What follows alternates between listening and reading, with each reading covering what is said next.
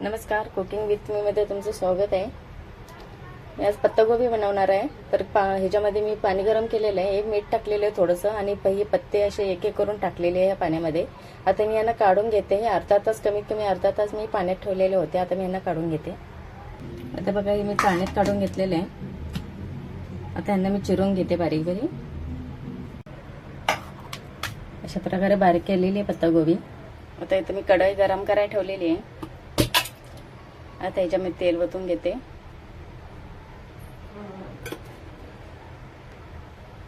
आता ह्याच्यामध्ये मोहरी, कढीपत्ता, मिरची आणि जिरा टाकून घेते। कांदा टाकून घेते।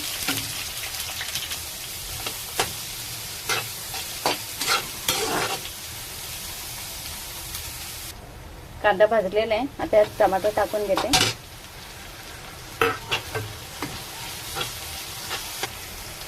त्यात काळा मसाला, लाल मिरची पावडर, हळद, मीठ आणि धनिया पावडर मिक्स केलेले आहे। आता सगळी भाजी मिक्स टाकून घेते।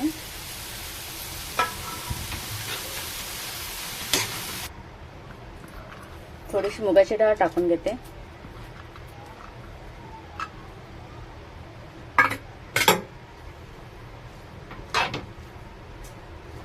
आणि याला आता कमीत कमी 10-15 मिनिटात याला झाकून ठेवते।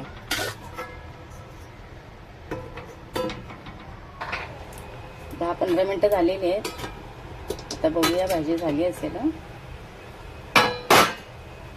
बघा भाजी झालेली आहे।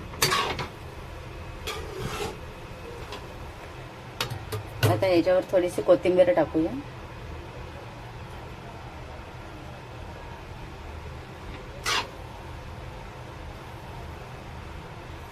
अशा प्रकारे पत्तागोबीची भाजी बनवून तयार आहे। व्हिडिओ आवडल्यास व्हिडिओला लाईक करा, शेअर करा, सबस्क्राईब करा प्लीज। भेटूया पुढल्या व्हिडिओमध्ये। बाय।